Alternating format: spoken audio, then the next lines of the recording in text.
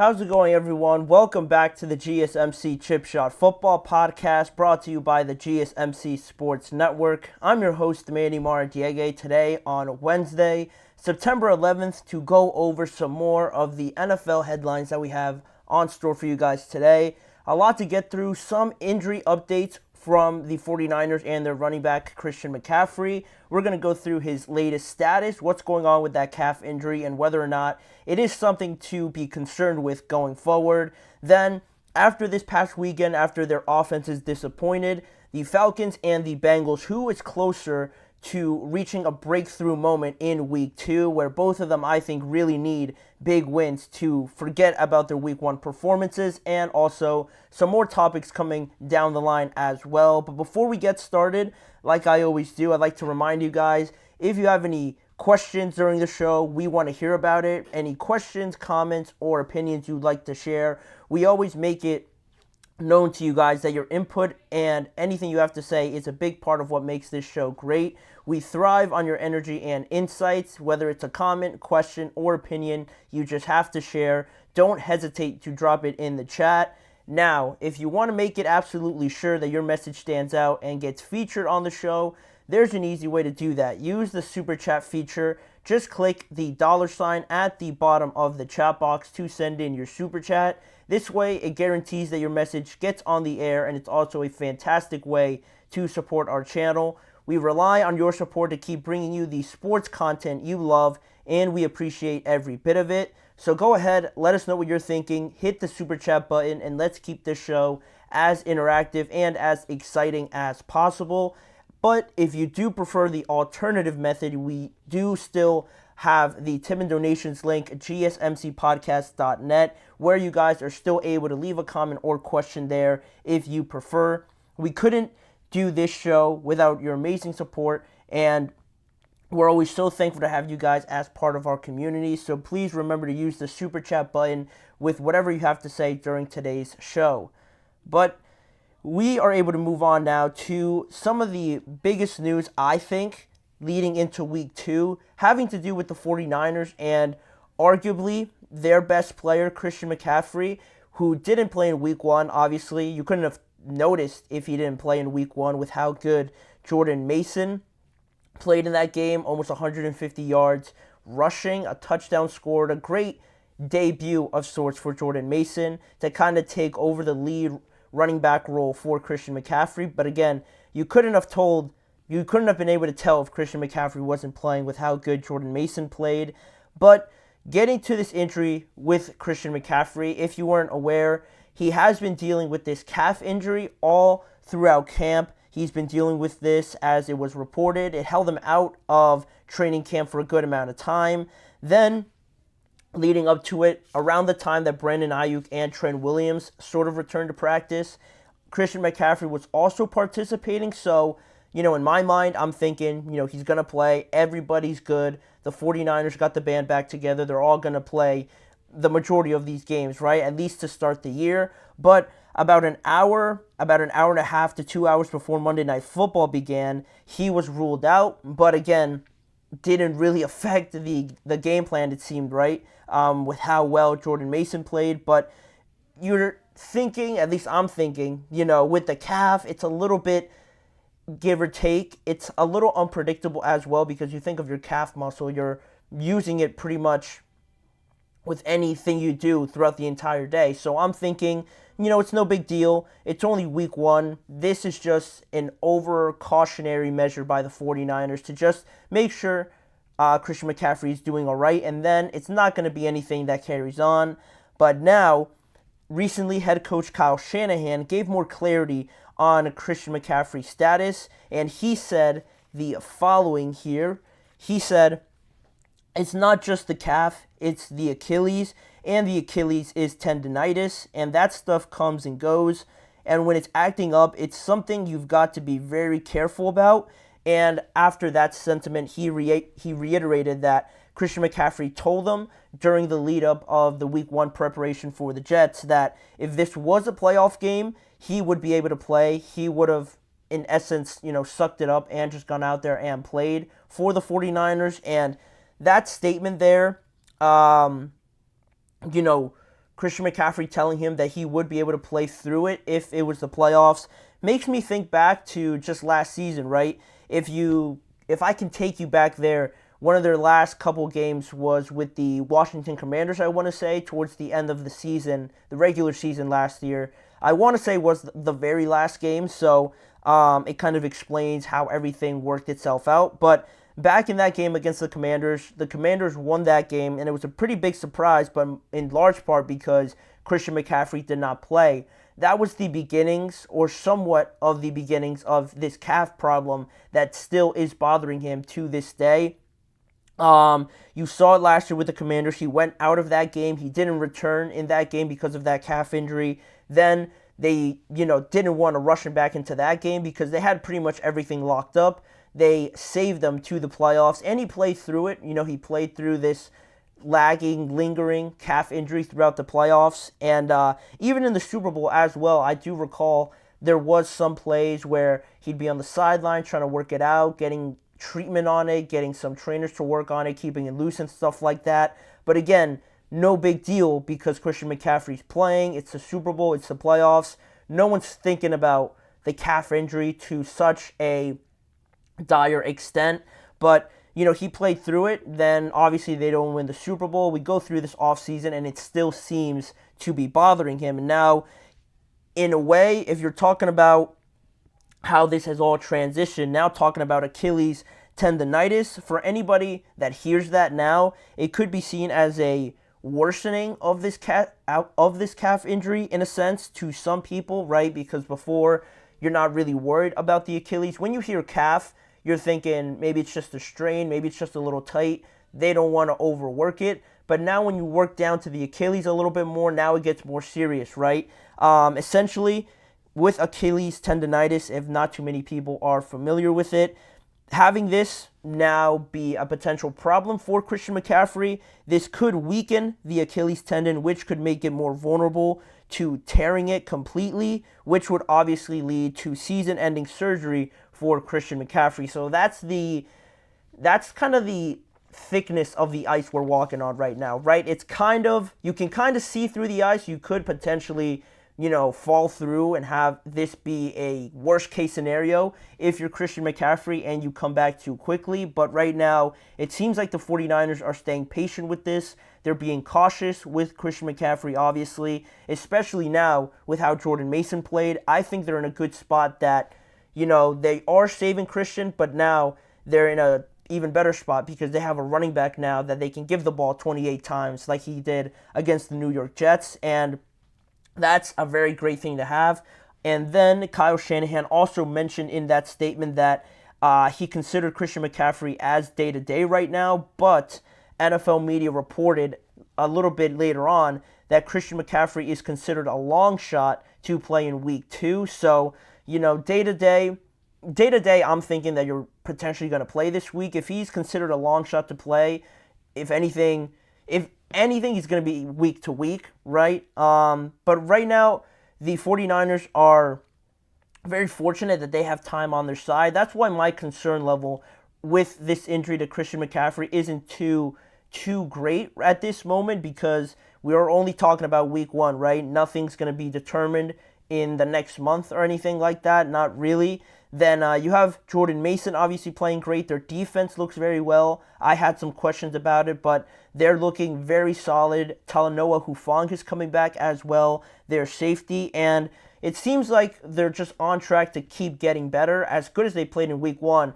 somehow it looks like they can get better, a little bit sharper, a little bit more efficient. So that's a good thing. And if you do that all without Christian McCaffrey, I don't think there's a real rush to get him back with how everybody really started off the season very well. I mentioned it yesterday. They just picked off right where they left off, it seems. It seems nobody was trying to work off any rust or anything like that, which is a great sign. But talking about this injury, the calf, the Achilles, those seem to linger a little bit. You look at Russell Wilson and his calf injury. I'm not saying it's tendinitis or anything like that, but obviously Russ is older than Christian McCaffrey as well. But those things are something you don't take lightly. You hear ACL, you hear fractures, sprains, tears, and things like that. When you mention a calf, it might not seem so severe like these other injuries tend to be, but for anyone that's dealt with it, I haven't dealt with it personally, but just from watching it with various players, it's something that can become annoying and something that really is hard to work off if you're not careful with it. So perhaps now with this extended time that Christian McCaffrey has to come back, maybe it changes their approach a little bit when he comes back, right? Because last year it was all just the Christian McCaffrey show, where I think that kind of didn't play out very well for them, didn't benefit them, because now overworking him in a sense last year, you get injuries like this. And now maybe it could just change their approach a little bit going forward with Jordan Mason. Depending on how long Christian McCaffrey's out, he can build up a good run of games, gain some more confidence, and then when Christian McCaffrey is healthy to come back, you kind of have this running back duo, running back by committee, if you will, if you want to call it that. And now it's not all just solely on the shoulders of Christian McCaffrey. You can give him some more rest than he got last year for sure, in that time that he was traded to the 49ers all the way up until the Super Bowl. So right now, my concern level isn't too great, but I just want to see how he looks when he comes back, and hopefully this isn't something that carries on for the rest of the year. But the 49ers are in a good place, not too concerned overly right now with Christian McCaffrey. So we're going to move on to the next segment. After this, like I mentioned, we're going to get into discussing the Falcons and the Cincinnati Bengals and how their offenses mostly disappointed, and we're going to compare both teams and decide which one is closer to looking like the projections that everybody had in their mind when talking about the Falcons with Kirk and all those weapons, and similarly with Joe Burrow coming back, Jamar Chase, and T. Higgins, and all the gang as well over there in Cincinnati. We're going to get to answering that question right after this break. You're listening to the GSMC Chip Shot Football Podcast. I feel like I'm losing my mind. Is everybody in the world blind? Please, Lord, give me a sign, a sign. I feel like I'm losing my mind. Is everybody in the world blind? Please, Lord, give me a sign, a sign. I wanna be the greatest. Everybody on the fake shit. I look around and feel like everybody is the fakest. I make this every day and I'm impatient, hoping one day I blow up from the basement. Statement, the top is so vacant. I don't hear shit that I think is amazing. Waiting for my day when I'm playing sold out shows for 1,000 faces. Hey, give me that crown, get in my way and to be put down. It ain't your place, all this my town. If I want that shit, then I'll get it right now. I'm losing it, the noose it fits. I'm losing shit, a stupid myth. You choose to live or choose to dip. You choose to fight or lose your grip and lose a gift. I feel like I'm losing my mind. Is everybody in the world blind? Please, Lord, give me a sign, a sign. I feel like I'm losing my mind. Is everybody in the world blind? Jumping right back into the action now with the GSMC Chip Shot Football Podcast, we have to discuss what we saw on Sunday from the Atlanta Falcons and the Cincinnati Bengals. I didn't really get a chance to talk about it too much, and most, if not everybody, I think was surprised with what they saw out of these two offenses, especially these two quarterbacks and their performances last Sunday. Kirk and Joe Burrow both lost at home in a very, not like they got blown out or anything like that, but just a disappointing way where, you know, the Patriots only scored 16 points and the Steelers only scored 18 points, and they didn't even score a touchdown. The Patriots scored one touchdown, and then it was just all pretty much field goals. And as much as that, you know, makes your defense look good, I guess, in a way, not allowing a touchdown if you're the Falcons, only giving up one if you're the Bengals, but I think it also just makes these offenses look pretty bad and pretty just disappointing, underwhelming, I guess you could say. You know, there was a lot of hype building up from these two teams going into this year. Kirk, obviously, going in to replace Desmond Ridder. Now you have a quarterback, a capable one, to throw it to Drake London, Kyle Pitts, Darnell Mooney as well. Bijan Robinson, opening him up a little bit more and getting him to really enhance this offense. We saw a little bit of it on Sunday, but not the full extent. Then also with the Bengals, you know, Joe Burrow's coming back from his injury. Ja'Marr Chase is playing. He's not holding out. You didn't have T. Higgins, which was unfortunate, but regardless, just having Joe Burrow in there, based on his record when he's healthy, gives you good reason to believe that this team could do something special this year, and both of them did not get off to a very good start. Looking at both of them individually, Kirk Cousins was 16 for 26, 155 yards, a touchdown, and 2 interceptions, and Atlanta was shut out in the second half. They finished the first half with 10 points there with a last couple minute touchdown to Kyle Pitts, but then after that, no points in the second half, where the Steelers continued to kick field goals and they ended up winning the game. Then you look at some of the weapons for this Atlanta Falcons offense. You look at Drake London, only had 2 receptions, I think, for 15 yards, which, that's not what you'd expect out of him with Kirk Cousins in there. Kyle Pitts, similarly, 3 receptions and had the only touchdown in this game, but still only 3 receptions is not what you want to see. It's not the potential that everybody else seems to see with this team. Then moving on to the Bengals and Joe Burrow and how he performed. Similarly, he was 21 of 29, 164 yards, no touchdowns or interceptions, and he also scored 0 points the offense scored 10 total points as well, similarly to the Atlanta Falcons. Ja'Marr Chase led all receivers with 6 receptions and 62 yards, which for him, you can consider it a bit pedestrian, but that's what number 1 receivers do. The Patriots defense is very good, but as much as it was for them trying to take Ja'Marr Chase away, it's not a terrible game, but I feel like, again, the Bengals play calling, the scheme, Joe Burrow as well, could have gotten him the ball a little bit more, or could have done more scheme-wise, game planning-wise, to get him in situations where he would get the ball a little bit more.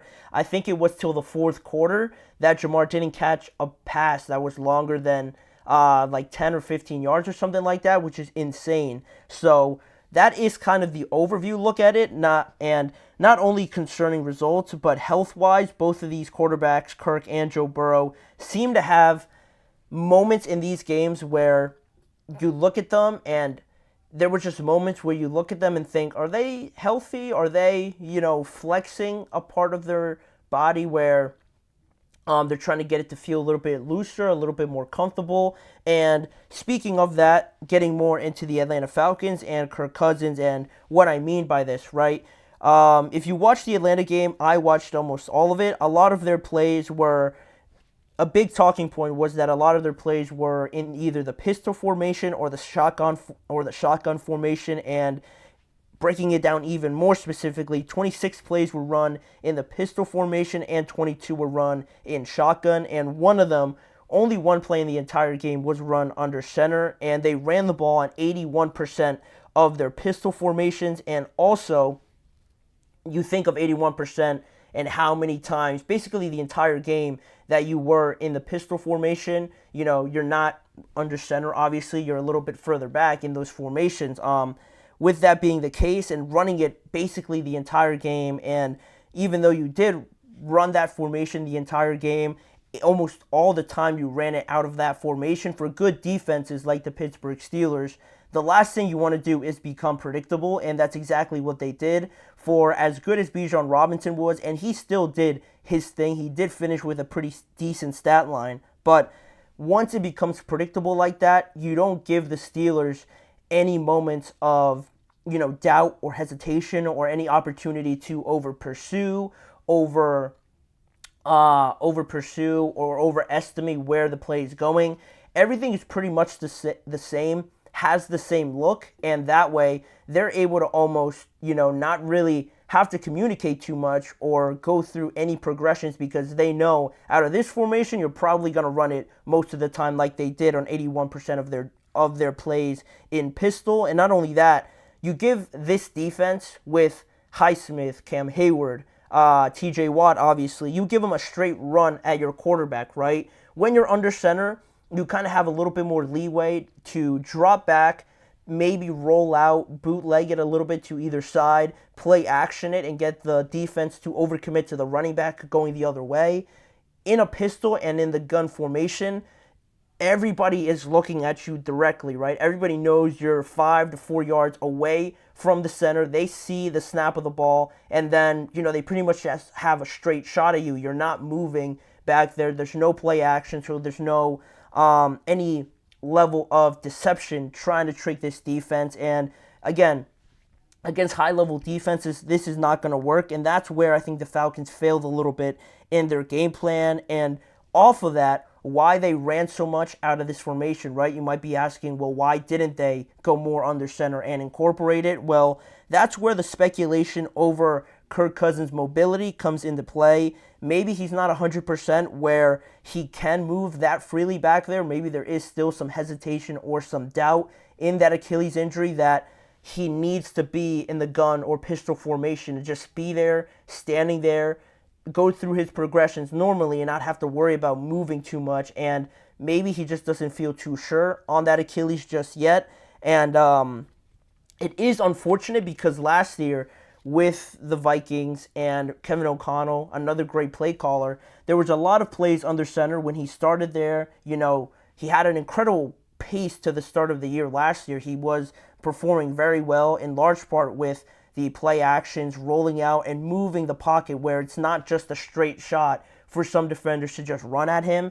And maybe that Achilles is not 100%, but Raheem Morris said after the game that he feels like Kirk Cousins is healthy. So, take it as you will. You make your own estimations on that. But it just was a little puzzling to see how the Falcons were very reluctant to change their approach and just basically run the same thing at the Steelers defense, and then it resulted in a couple interceptions. TJ Watt probably should have finished with like 4 sacks if they didn't take away a couple of them. And, it just was an uncomfortable day for Kirk Cousins on that standpoint. But then you look at the Bengals now, and there's a little bit more than just this speculation around Joe Burrow's health, right? It is a part of it, but there's more that I wanted to point out. No glaring displays of health concerns like I mentioned on the field, right? But for Burrow, it just seems like he just plays the first game of the regular season very bad. I don't know why. Going back to last year, they only scored 3 points when they played the Cleveland Browns, and he's 1-4 in the 5 season opening games that he has played in his career. And there's also still the context of everything, right? No T. Higgins, the loss of Joe Mixon, and also the run defense against Ramondre Stevenson was not that good to kind of help out this flat offense that you saw. And then going to the health concern a little bit that I wanted to bring up, we didn't see anything on the field like with Kirk, kind of just standing there, but there was this weird video that I did see this morning, I think it was like on ESPN or something, of Joe Burrow on the sidelines, kind of like flexing his wrist, just moving it a little bit, holding it a couple of times while he was sitting there or just right before he was out there on the field, right? It drew some concern there, but I don't know. I don't think we're talking about the first game of the season. I don't think that would flare up again, just right off of the bat, but who am I really to say? I don't have any medical information to kind of prove that, but I don't think it's something to worry about too much. But then the factors that I mentioned before, no T. Higgins, no Joe Mixon, obviously now, the loss of Tyler Boyd as well. This is where the biggest concern comes for the Bengals and their offense. The questionable depth that they have with really only having Jamar Chase, potentially only T. Higgins, and the rest of their weapons just not showing up in week 1, but I feel like this could carry on the rest of the season, right? You look at, with Jamar Chase drawing all the attention, obviously, right, on offense, all the other targets, their stats were 15 of 23 on completions to attempts, 1 turnover, and 27% of their catches went for first downs, and they only averaged 4.4 yards per target. Now, because of this, I'm not so sure that this team is going to get that much more talented, obviously, or that they're talented enough to run that same offense that they have been running. Because before, with the Cincinnati Bengals offense, Joe Burrow looked untouchable. He looked fantastic back there when they would spread teams out. You have Tyler Boyd, T. Higgins, and Jamar Chase. And off of that, Joe was very good, and the receivers were very good to just get open a lot of the times. And not only has the talent kind of decreased a little bit from going from Tyler Boyd to JioSaavn or Irwin or these guys like that. It's only the first game. I don't know too much about them, but based on the comparison to the other receivers, you see a drop-off there.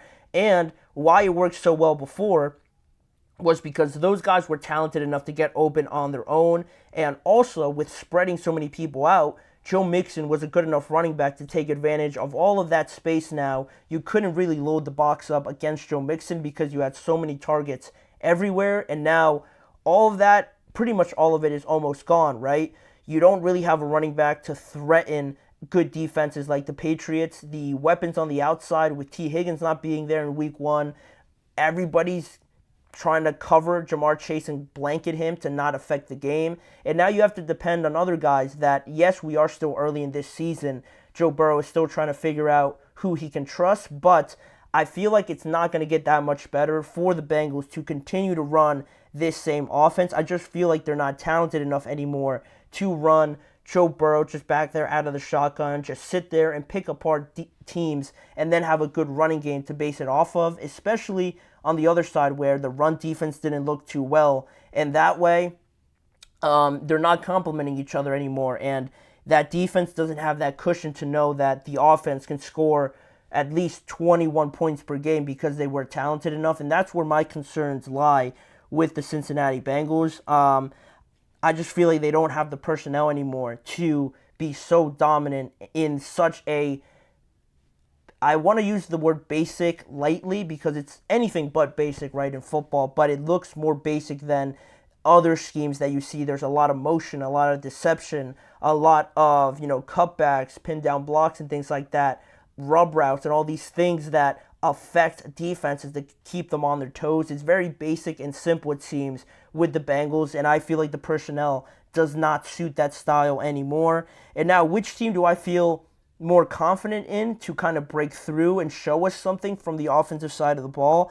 I would probably say Atlanta is closer because they have the option of benching Kirk Cousins. It sounds crazy to say, but if he's not 100% and he is really holding back the offense that much, you do have Michael Penix there, who's younger, obviously can move a little bit better, and having him back there with those physical abilities that Kirk might not have right now, you at least have the option to change that, whereas with the Bengals, it looks like they're stuck in their same ways if they don't change their approach. If they're stubborn from the approach of changing who they are, their identity, their scheme, then the breakthrough is not going to come at any point because they're just going to keep running the same thing, hoping that something changes. But I feel like they're in a weird spot right now where those guys, the Irwins, the JioSaavns of the world, have to play a lot better. And I just don't know too much about them to know that they're capable of playing up to the levels of like a Tyler Boyd or something like that. T. Higgins is going to come back, which is good.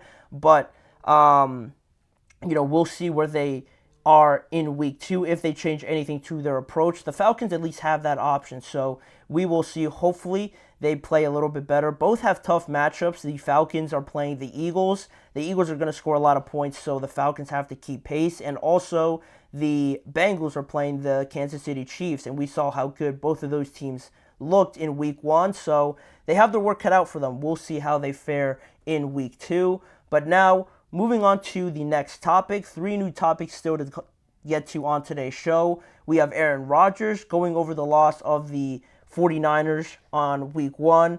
What did he feel went wrong, and what are some possible solutions that I look to for the New York Jets to try and solve to get back on the winning track in week 2? Stay tuned to find out my thoughts on that right after this break. Looking for your daily fix of sports talk without having to pay for it? GSMC Sports Network is available on YouTube. Just search GSMC Sports Network. Get your fix of daily sports talk shows on YouTube, absolutely free. NFL, college football, NBA, MLB, MMA, UFC, fantasy football, and so much more.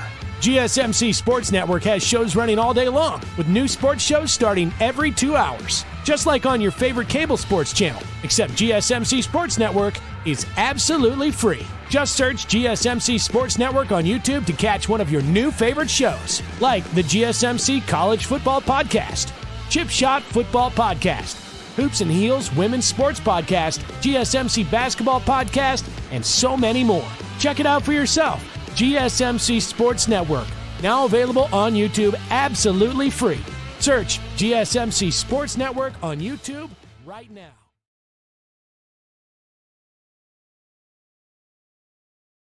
We are back here on the GSMC Chip Shot Football Podcast to talk a little bit more of the Monday Night Football game that we just saw.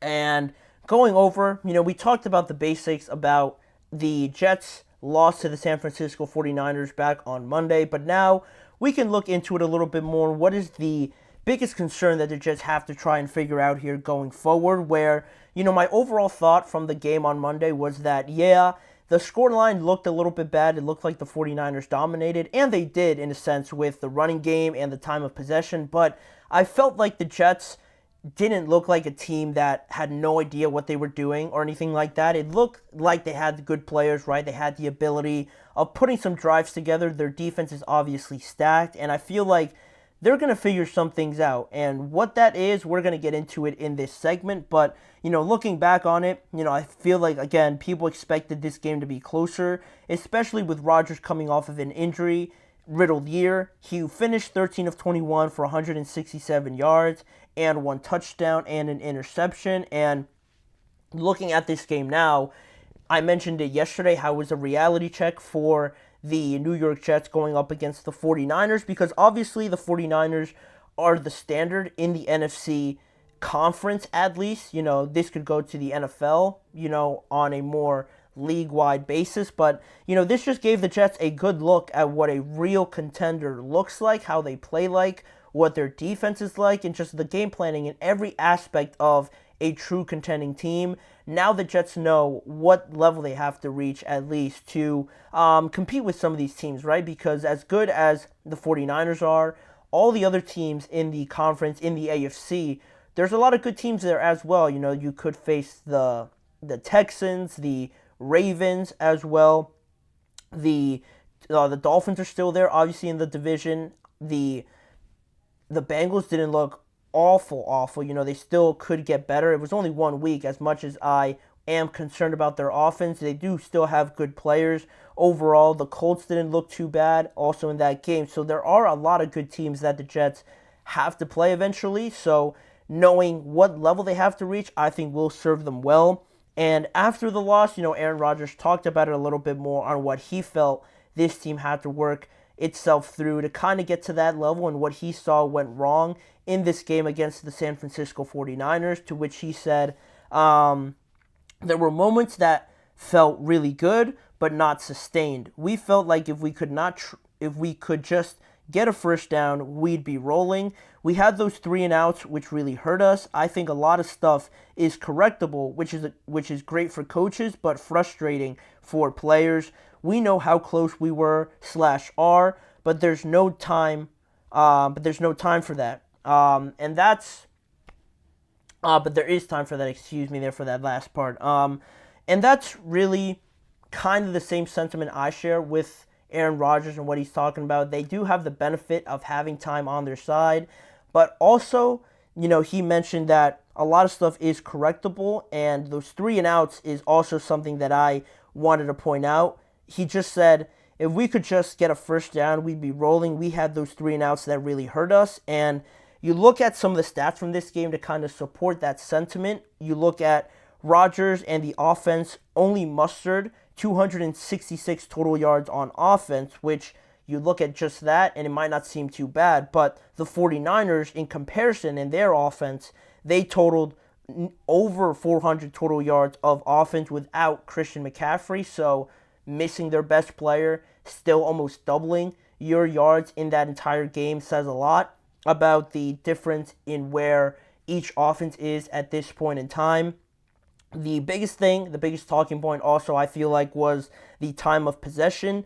The Jets had about 21 minutes and 20 seconds of possession of the ball in this game, which was the lowest time of any of Aaron Rodgers' 26 career starts. That's the lowest amount of time on offense he has been able to have the ball. And it just emphasizes the dominance that the 49ers had again in that game with the way they were able to run the ball. They were able to dominate on defense, going back to those 3-and-outs. As much as the 49ers were doing good on offense, if you can go back and forth with them, it doesn't really affect you too much. But when Rodgers is mentioning those 3-and-outs, and then I think it was from the second quarter or potentially the third quarter on, once the 49ers took the lead essentially, they just got into all of their sets. They knew exactly what they were running. They were very efficient, very accurate with everything, and they just took off from there. The Jets never really caught up after that point, and the possession of the ball went a lot to do with it. The offense remained cold for the 49ers, or for the Jets, excuse me. They came into this game still trying to figure a couple things out. Mike Williams only played 9 snaps, and the offensive line couldn't get anything going for Breece Hall as well. Rodgers was a bit inaccurate at times with a couple of placement on his throws, but overall, I thought he looked solid. I thought that some of the drops that these guys had didn't help him too much, but that is and can be correctable going forward. The defense is better than this performance. Obviously, Hassan Reddick's case for an extension also goes up after this with how vulnerable the Jets defense looks, not really getting any pass rush to Brock Purdy, which helped their efficiency. He didn't throw off any timing or anything.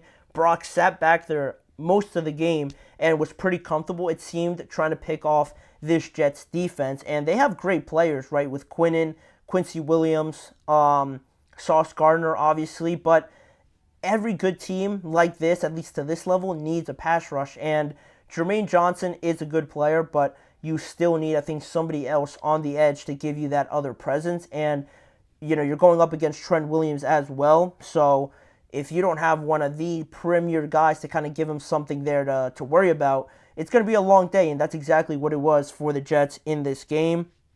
But I do expect them to get better. They have enough players to perform better than this, and they play some weaker teams, I guess you could say, to kind of ease it up a little bit and kind of gain some confidence back as well. But to me, the biggest issue is a combination of a few different things with this team, right? It was the time of possession, the game planning, and just how they really lacked playing complementary football with their offense and their defense as well. And that's in large part, obviously, with how well the 49ers played. But while the offense still needs to get better, keeping the ball through the run game with Breece Hall and the wide receivers just getting open outside of Garrett Wilson. I mentioned those concerns yesterday. Garrett looked great. Garrett, early with Aaron Rodgers, made some good connections. I think that drive that they scored a touchdown, they might have connected on 3 straight or 4 straight passes or something like that. That looks like a strong connection, but Allen Lazard, had a couple drops, didn't really get into the ebbs and flows of everything. Mike Williams, I mentioned, only played 9 games, and then outside of that, you have Xavier Gibson, who is a nice player, but I don't think he really affected the game at all. So you need some of the wide receivers to give you more than just Garrett Wilson can give you, because just like Jamar Chase, teams are going to take him away, and then who's going to step up for this Jets team and a 40-year-old quarterback that needs help at this stage in his career to kind of, give you what everybody's hoping that a quarterback like Aaron Rodgers can provide for your team.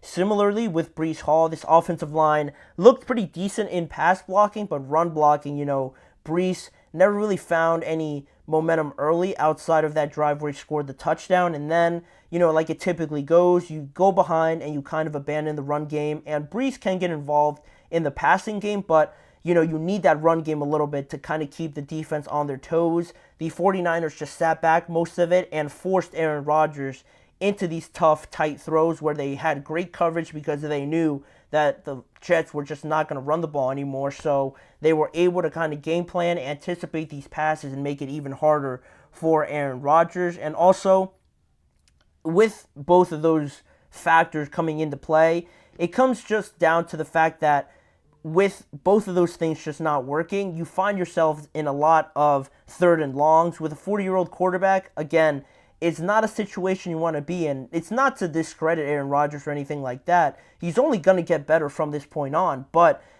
this team is supposed to work and supposed to be really good because Aaron is a good quarterback, but no good quarterback, unless you're in the prime of your career, and your Patrick Mahomes at this point is capable enough to go out there with only one good wide receiver, no running game, and just not really trusting the other weapons on their offense.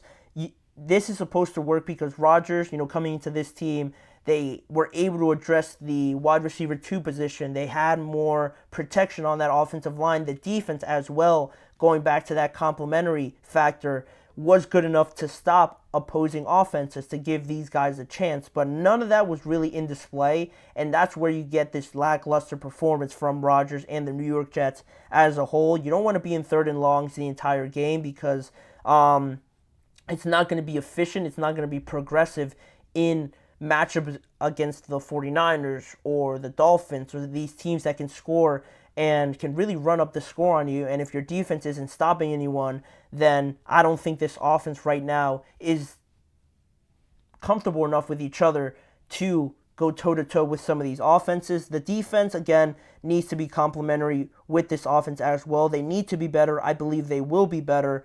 And they just need to get the ball back to Aaron Rodgers, essentially, because this is supposed to be the most reliant.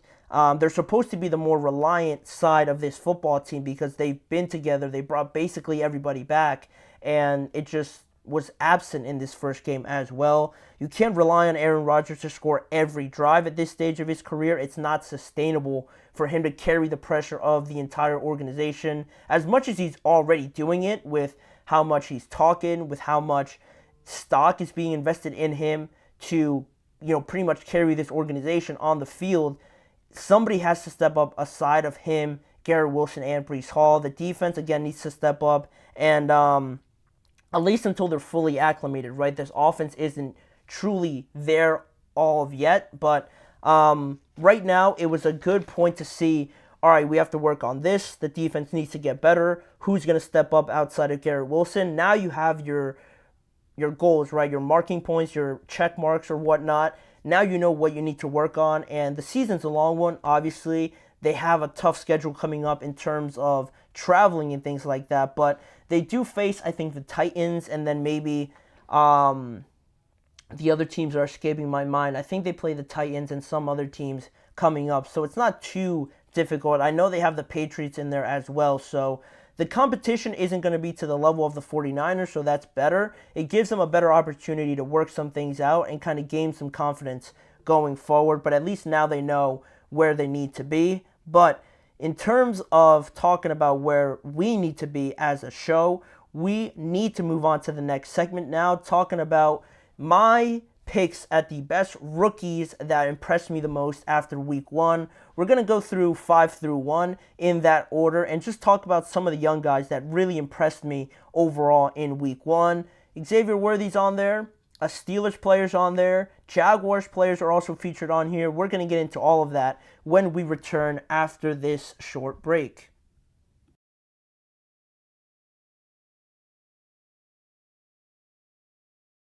For the best and latest podcasts available anywhere, go to the podcast app on your cell phone and type in GSMC to access free content-rich podcasts on health and wellness, book reviews, sports, entertainment, relationships, social media, movies, technology, finance, and even weird news. Subscribe and download the GSMC Podcast Network's family of shows, available everywhere podcasts are found.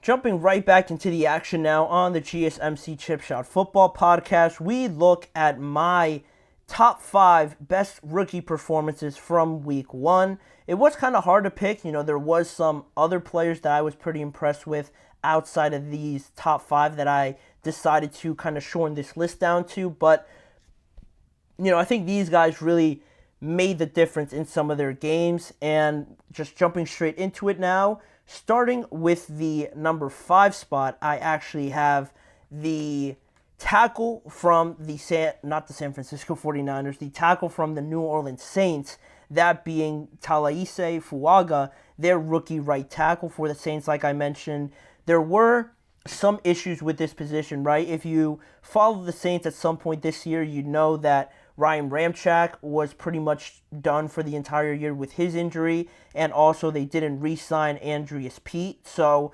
tackle was certainly a position of need for this squad, and they went out, they drafted Talise Fuaga out of Oregon State at pick number 14, and he already looks like he has come in to save the New Orleans Saints at this spot.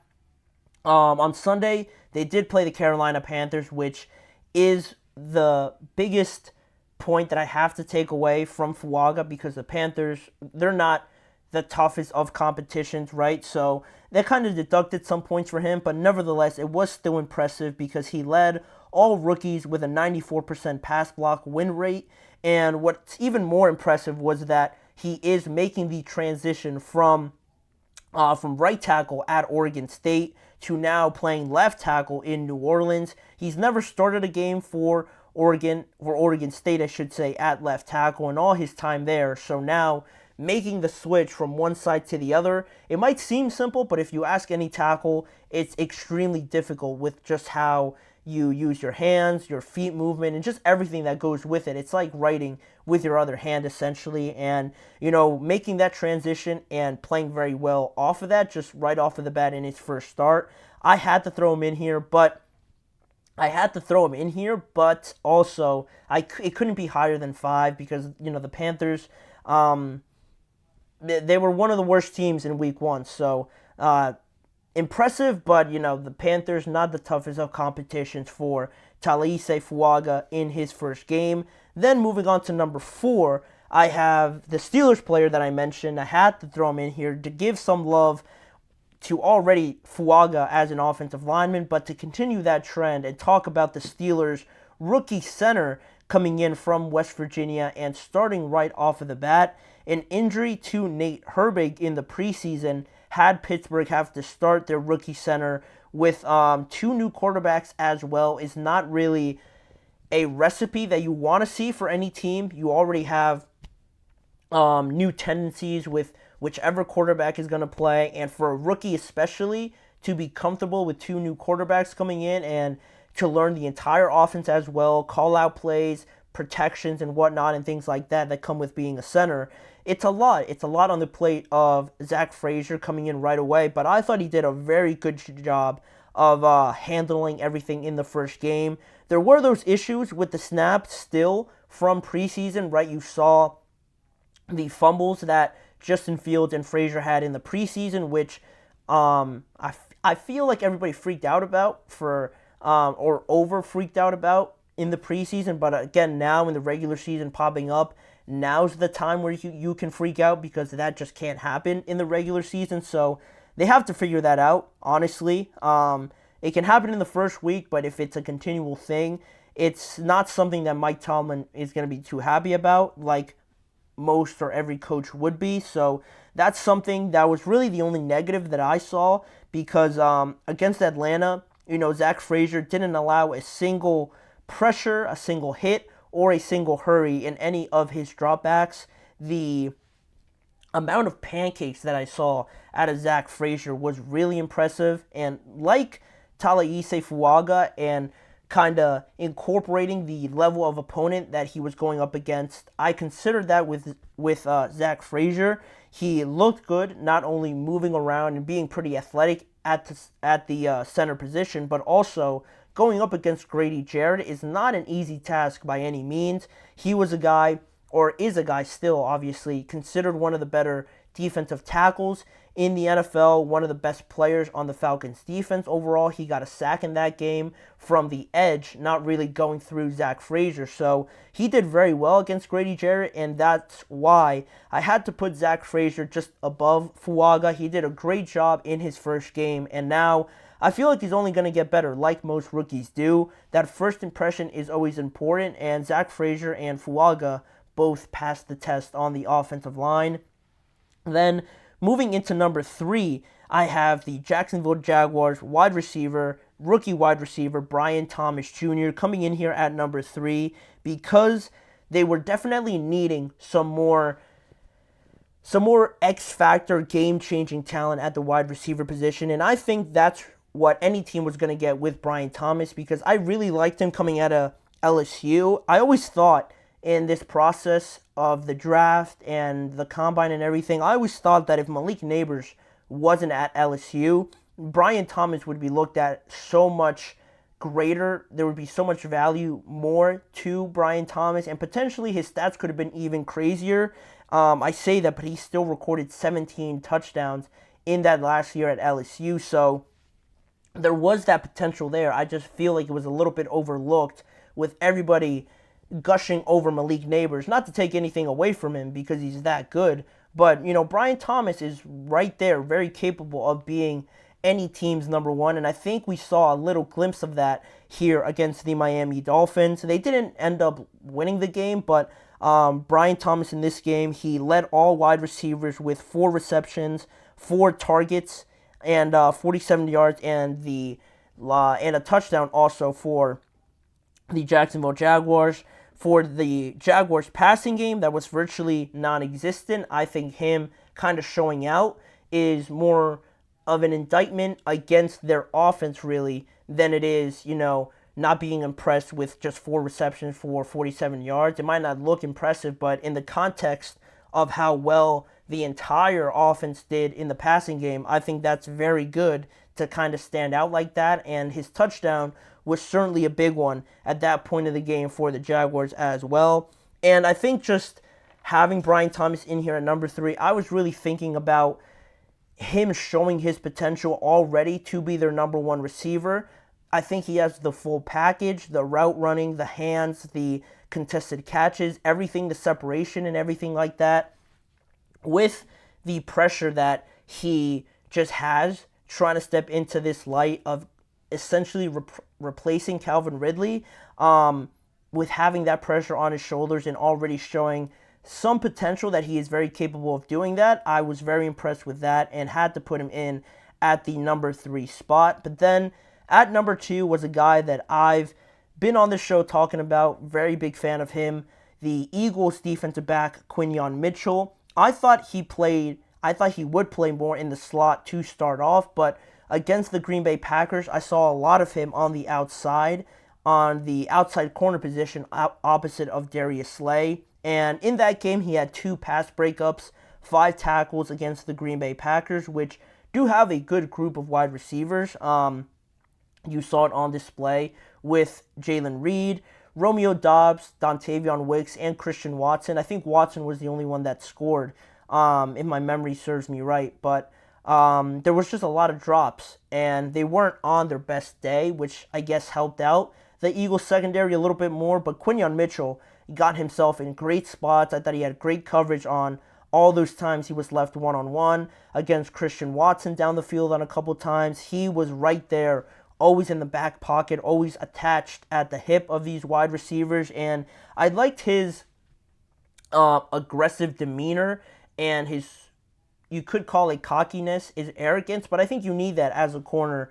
And he was very good at doing that, very aggressive at the point of attack when any throw came his way. Of course, there were some passes caught on him. He is still a rookie, but overall, I like the character that he brought, the performance as well. I think more and more he's going to stack this up. And usually also with young corners, I mentioned this aggressive nature to him. A lot of times they get called for holding or defensive pass interference or anything like that. I didn't really see any of that in his game, which again gives me more reason to believe that Quinyon Mitchell, one of the biggest steals, if not the biggest steal in the first round for the Eagles, to have him opposite of Darius Slay is a great duo to have in 2024. And then lastly here, to go over the best rookie performance, I think undoubtedly it has to be Xavier Worthy. In that game against the Baltimore Ravens, he had 2 touchdowns in his first game. You saw right away, as soon as he touched the ball, jet sweep, he sees a hole. You see the hole where in most cases any guy would probably be touched. He might have to break a tackle. He flew through that hole so fast that nobody came close to even touching him or even coming close to touching him. That's the speed on display, the combine record speed that he had. Also, just the threat that he brings, obviously with that speed, you have to be aware where he is at all times, and adding him with Marquise Brown and Rashee Rice, who looked outstanding in this game. I think having a rookie like this already show you close to his full skill set, close to his full potential in his first game, not really struggling with anything that greatly. I think he really impressed me the most, even though he might not have gotten the most targets or anything like that. I think the impact that he brings to this Super Bowl winning team already has left me the most impressed out of anybody already. That's why we hold the Chiefs to such a high regard already. They look so much better than they did last year. So Xavier Worthy is the best rookie performance out of any rookie in Week 1 in the NFL.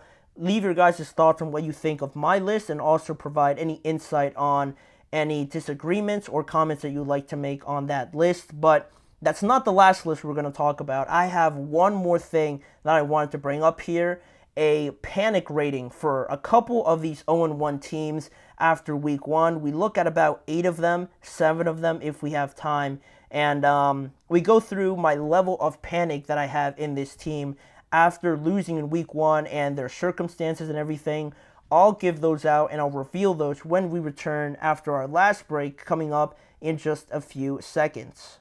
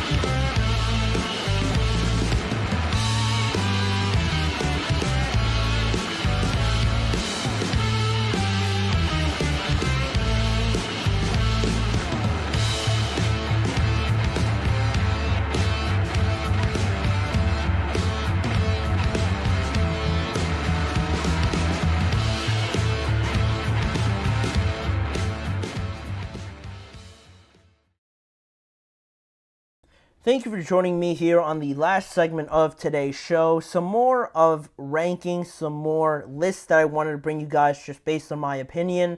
This sort of panic rating that I don't want to say I developed it, but I wanted to bring it to you guys here based on some of the teams that unfortunately lost in Week 1, and going through my level of panic with each team based on any injuries, on how they looked, on any sort of factors like that that kind of affect my level of panic in them already after Week 1. We got a couple teams that I'm going to get through here, hopefully if we have enough time to get through all of them. But with that being said, the first team I have on here, the first team that I have to talk about is the Green Bay Packers. The Green Bay Packers, my panic rating for them is obviously, as you see, a 6 out of 10, because without Jordan Love and the fact that they're going to have to start Malik Willis is the biggest reason that I'm a little bit more concerned than about neutral with this Green Bay Packers team. They dodged the bullet because Jordan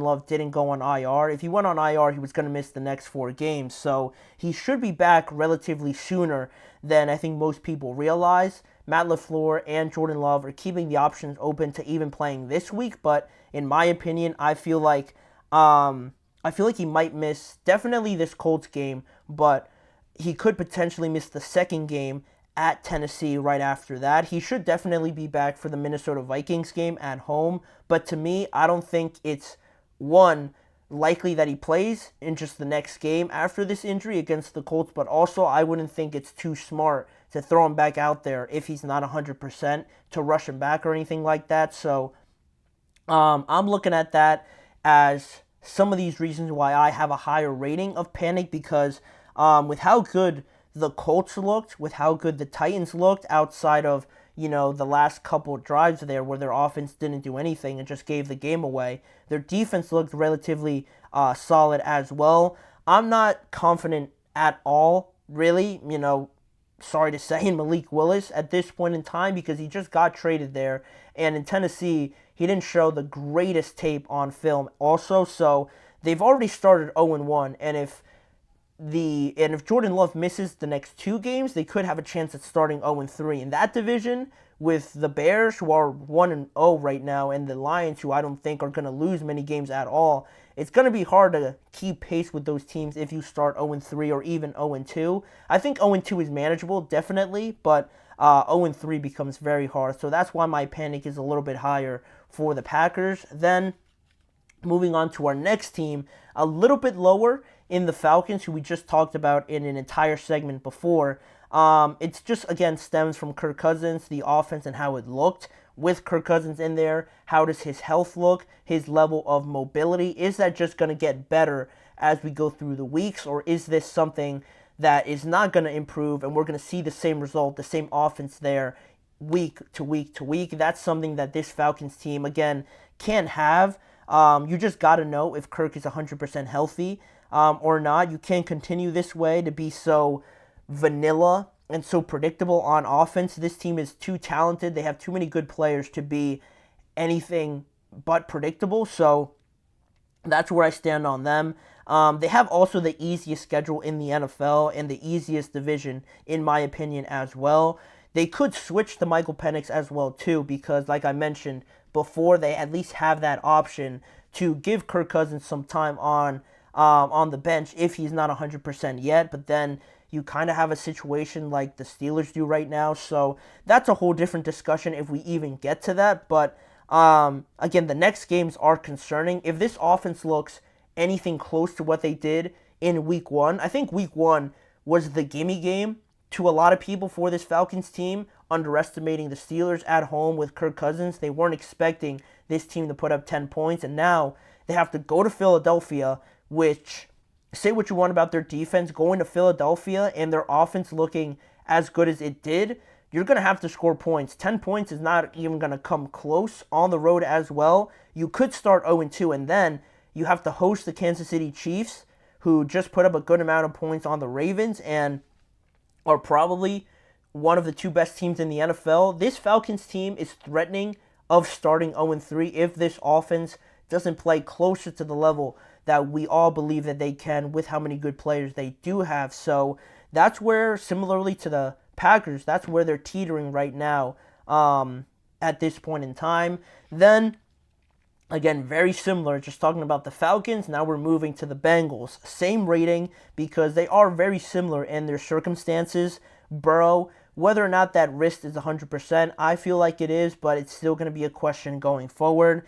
Their offensive identity, are they willing to adapt and evolve to the players that they have, not sort of try to fit a square peg in a round hole, if that makes sense, right? You don't have the Tyler Boyds, you don't have the Joe Mixons of the world anymore to still run the exact same offense because Iosivas, Irwin can't give you that option of providing you that open option each and every time. You're going to have to look to T. Higgins and Jamar Chase a lot more, and that way you almost become predictable in a way by having opposing defenses know that you're going to go to these 2 guys, and if the running game with Zach Moss and Chase Brown isn't working, you become one-dimensional, making it even easier for great defenses. So that's my worry with them.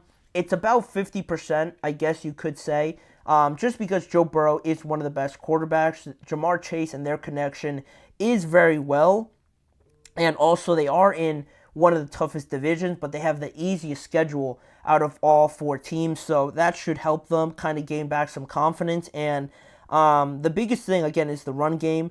Not being able to change their scheme is something that I believe could derail them if they're stubborn enough to not change it. But moving on to quickly the next 2 teams, because I think we kind of know where we stand with them. 9 out of 10 for the Giants. I think, with Daniel Jones, as long as you have him in there, I don't think you're going to win many games. They're gonna win 1, right? They're not going to go winless. That's nearly impossible to do, but they have good players on this team to go winless. It's not realistic, but you're not going to win many games with Daniel Jones in there. The aura, the attitude, the just everything about the Giants right now seems to be down and negative with the interviews you see after the game, with the gameplay on the field, the body language and everything. That needs to change. I said it yesterday that it's not too early to bench Daniel Jones already. I don't care what kind of contract he has. you have to do something to change it, or else you're just going to conform to the idea that you're just going to be a 3-win, 2-win team or something like that. So my level of panic right now is pretty much at the max level for the Giants. And similarly, the Carolina Panthers are the next team. Same thing, right? The two worst teams from week 1. My concern with them is the poor displays on both sides, the lack of development, I guess we could say, from Bryce Young, looking as shaky, as poor as he did last year, with some better players coming in, but still they somehow look like the Panthers from last year is a concern. The injury to Derek Brown on the defensive side of the ball is huge. That defense just gave up 50 points basically, and now you lose your best player. I can't foresee that getting any better. And just also the future of this team, right? Because if it does go very bad, like it looks like it could, I don't want Bryce Young to have to go through another head coach, learn a whole new system, because now we're 3 years in, going after next year with potentially another head coach into year 4 where you lack that consistency, and it makes Bryce Young look bad. And they used up a first-round pick on him, obviously. So they're right there in terms of maximum level of panic with the Carolina Panthers. Then the Las Vegas Raiders is another team I wanted to bring up on here as well. They, the quarterback, Gardner Minshew, I don't think played terribly bad. The stats would suggest he did all right, but there were some moments where the running game didn't really help out this team too much. He got the ball to Devontae Adams, to Brock Bowers, which was a good sign, but the lack of different dynamic aspects that this offense brings with Zamir White, I was expecting to see more out of him, but again, that fell flat. The lack of, I guess, just deception and creativity that this offense has is something to concern me. They have the 8th hardest schedule in the NFL, which isn't doing them any favors. If the record doesn't improve, then do you switch quarterbacks? And if you do switch quarterbacks, is Aiden O'Connell going to play better individually than Gardner Minshew?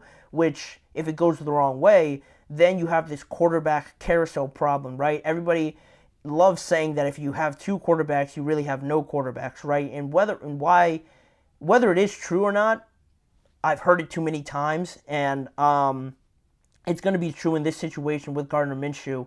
If they don't get the offense at least clicking a little bit more, looking a bit more dynamic to help out this defense, which is good. I want to believe they do have good players, but also their run defense didn't look great, at least in this first game. Allowing J.K. Dobbins to run for almost 130 yards isn't great, obviously, so that is something they have to figure out because they have good players on their team.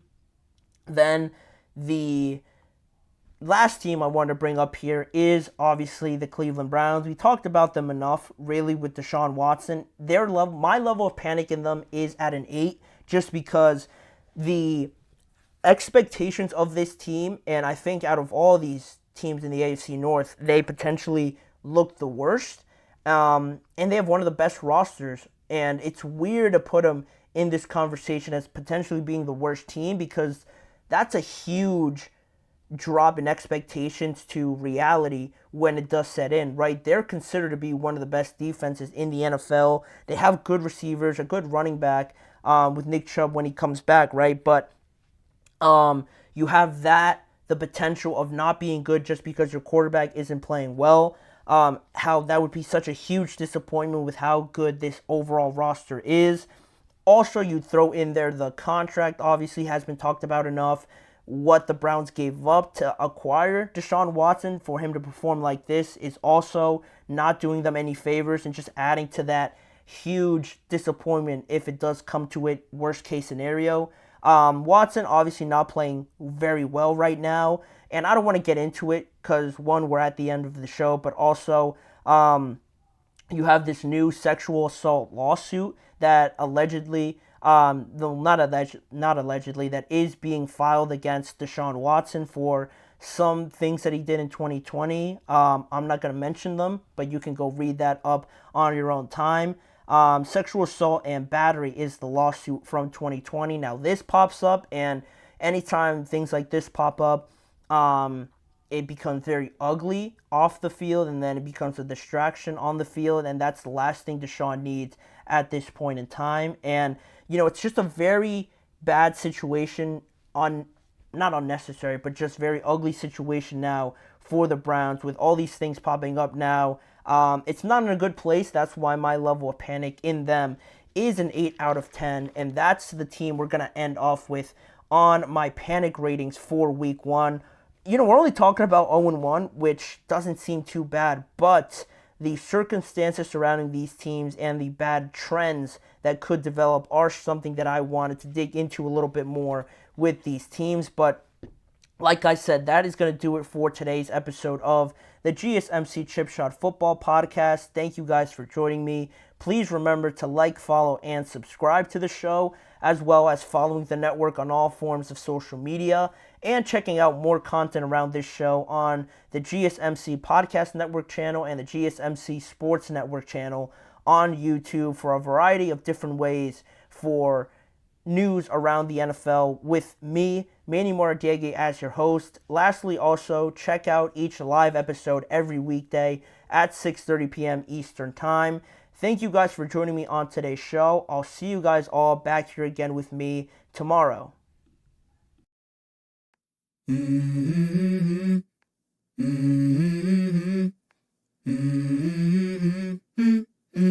Let's go. I wake up to a little bit of drool on my pillow, feel like it's gonna be a bad day. Yeah, I'm tired of shit, and the coffee ain't hit yet, damn ain't that